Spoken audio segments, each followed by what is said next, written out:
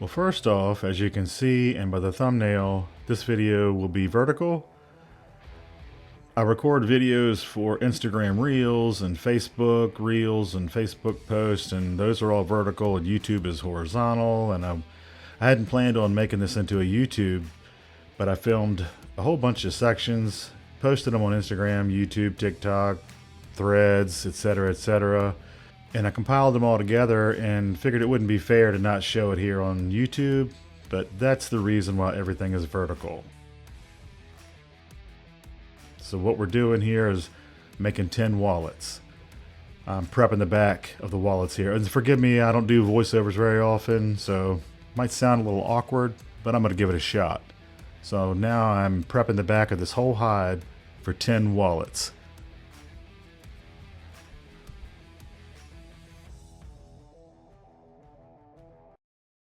Next up on the hide for 10 wallets, I need to buff this.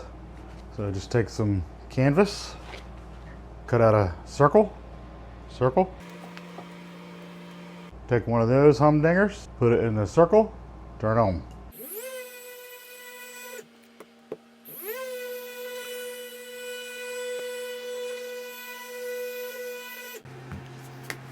Silky goodness.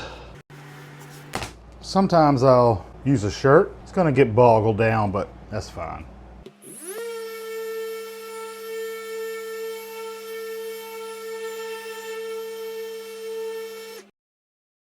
How about some magic that may not be magic, but it might look like magic? Huh? Yeah? 10 wallets equals 20 interior pockets, so got to bevel all of these edges here and get those ready for dyeing and burnishing.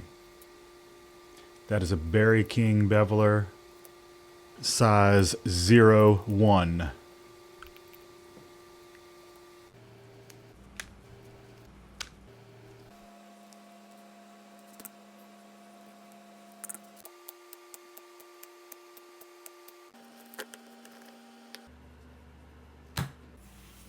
Now we need to get these edges dyed. That is an ink, actually it's a watercolor pen on Amazon. If I can remember, I'll throw the link down in the description. It's refillable. I just put my Feebings Pro dye in there and it works great.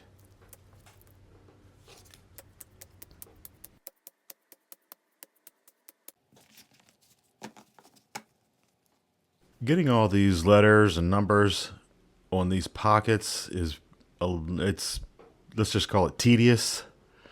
So I didn't actually film in moving film, but I did take a bunch of pictures. It's a lot easier when you have the bump jigs and the Arbor press because everything just gets lined up for you. And that's what I've done here. Top line, limited edition. Second line is 1 through 10 of 10. And then of course the bottom line is the date, July 4th.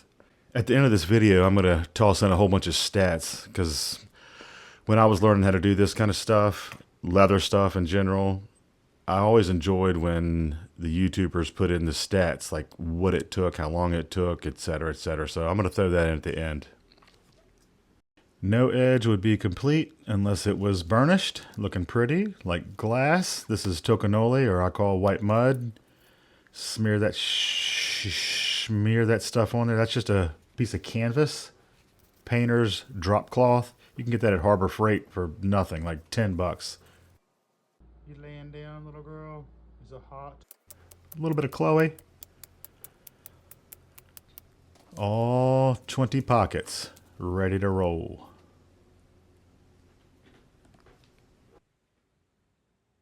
Let's add a Horween leather stamp to the spine. And I actually spoke with Nick Horween about the rights to this particular logo, and he gave me permission to use this logo on my work. I get asked that all the time about where did you get the stamp? How did you get the stamp? I actually have permission from Nick Horween to use this stamp. This is my late wife's logo, same as that one, obviously. Occasionally I'll hide her stamp, that logo, inside of a wallet. and I get requests for it all the time. So what I'm going to do with these wallets, this is what we're making. This is old, but this is the same style. I'm going to hide that stamp back in that pocket back there. Somewhere in that area. And then the bill pouch will go like that.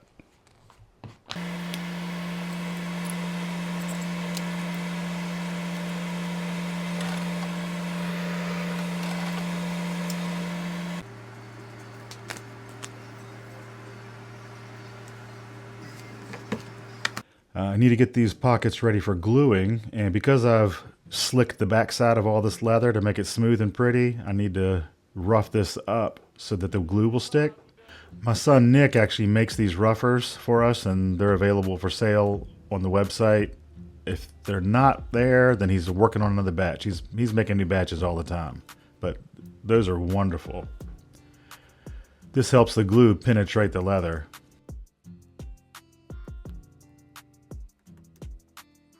Each wallet gets my signature behind this pocket. No one will ever see it. I get requests for it all the time, so I'm just going to go ahead and add it. I normally wouldn't do this if I was just making one item at a time, but because I'm making 10 and doing a lot of gluing, I thought I would give it a shot. Put some glue in a syringe, makes the application a little bit quicker. Let's see how it works. The jury's still out on whether I like this. A lot of times you try something new and your first reaction is no, this is not going to work. It's not nearly as fast or efficient as I was doing it before. But you have to take into consideration it's also the first time I've ever done this, so it's going to take me a while to get used to it, considering I've probably glued 75,000 other things before the old way. So it might just be because it's new as opposed to not a great method. So I'm going to keep trying it.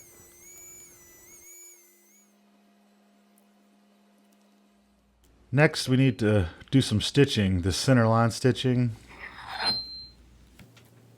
between these card pockets. Up.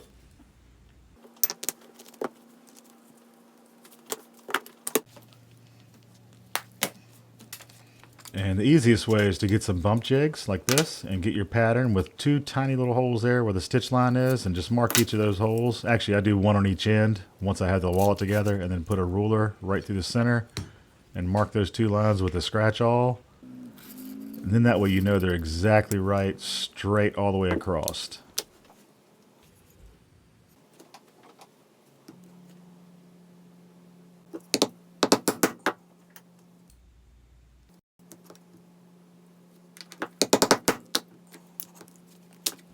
All right, now we're ready to do some stitching.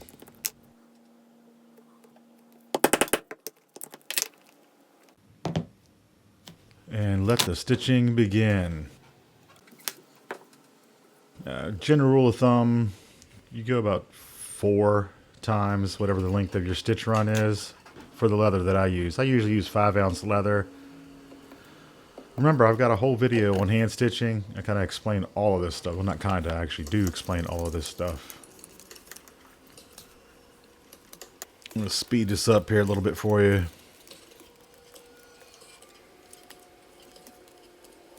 Clip, burn, press,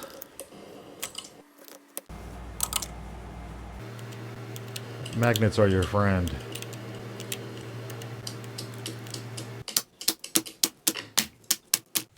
Here's a little trick on how to calculate the length of a bill pouch when it wraps around a wallet, because it's going to be a little bit longer on the outside. This is super easy. You just wrap it around like that and then just mark it. Get your bump jig in a square, slice it off, and it's perfect every single time. Yep, we got to get this arc clipped in here. I use an arc punch, but you can also use our arc jigs, which I'm going to show you here in a second.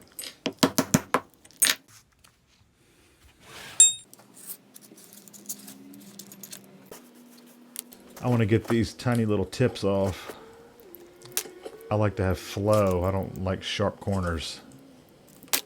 But our arc jigs help you with that, make it so easy and so quick. I can run through these and do them in 10 minutes. And now you use the bump jigs just to replicate that one pattern piece as far as length, and you're good to go. Of course, we gotta bevel the edges again, and dye the edges again, and burnish the edges again.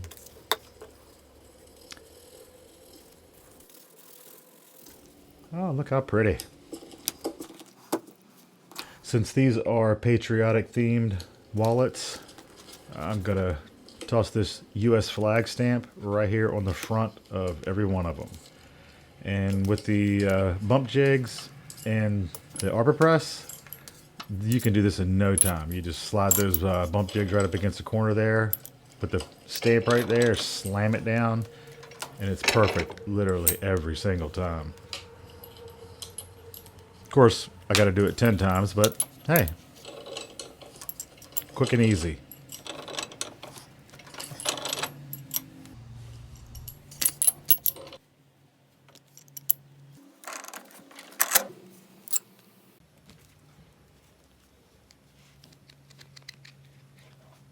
Now that all the bill pouches are prepped and ready, we need to get them attached to the wallets. And just like before, we need to rough up both sides for the barge cement, using that rougher, of course, and using that bump jig in a scratch awl. It makes it really super easy to mark where to put the glue or to rough for glue, which is essentially the same thing. Again, the bump jigs cut out hours worth of work. Link to the bump jigs down in the description.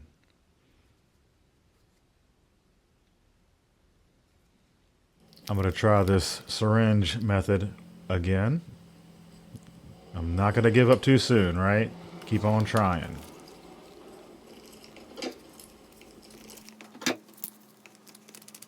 Those are Amy Roke leather pliers. Amy Roke, R-O-K-E. That is an Ibex Works skiving knife that he made for me. He has some great tools. Now we're going to mark all these for stitching on one side. I only glued one side. It makes it a little bit easier. I can mark and stitch this one side while there's no pressure on the back because I haven't glued the other side yet. You can see on these wallets where the back side of the bill pouch is hanging off on one side. We'll get that later. Got to get these stitched up first on this side. That 15 tooth stitch chisel is made for me by Kevin Lee. That bone folder that I'm using to press the leather down to pull the chisels out, my son Mason, he makes those.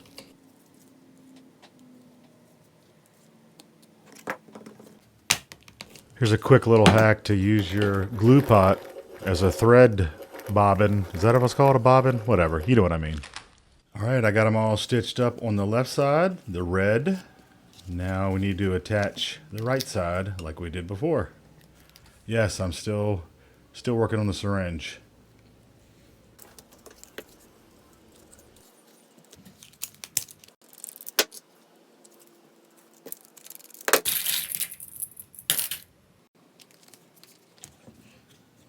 And I'm going to take the Ibex skiving knife. That's a red Imp Cordovan strop. Just clipping the corners. All you got to do is clip it about 5 or 10 times. Tiny clips.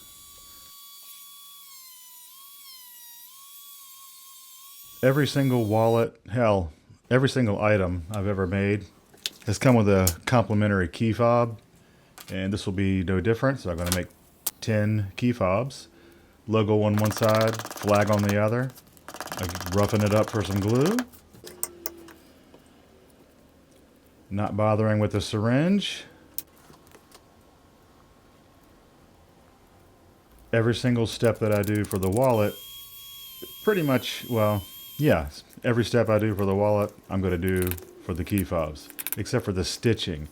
I'm not going to stitch these 10. What I'm going to do this time is use rivets, 4 solid copper rivets.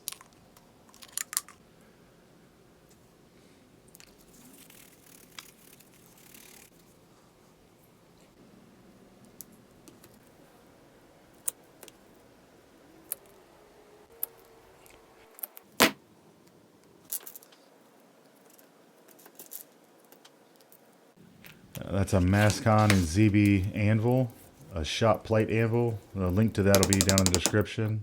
And my son Mason, he makes my rivet setters for me, and we sell those also. They're not in stock very often because he's constantly making them, but I think we have a new batch coming up soon. And now it is deja vu all over again, but with blue thread instead of red thread.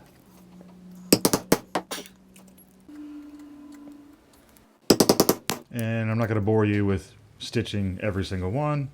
May not even bore you with stitching. Oh, nope. Let's do one side of one wallet. That's so satisfying. Of course, we got to do something about these squared edges. So back to beveling.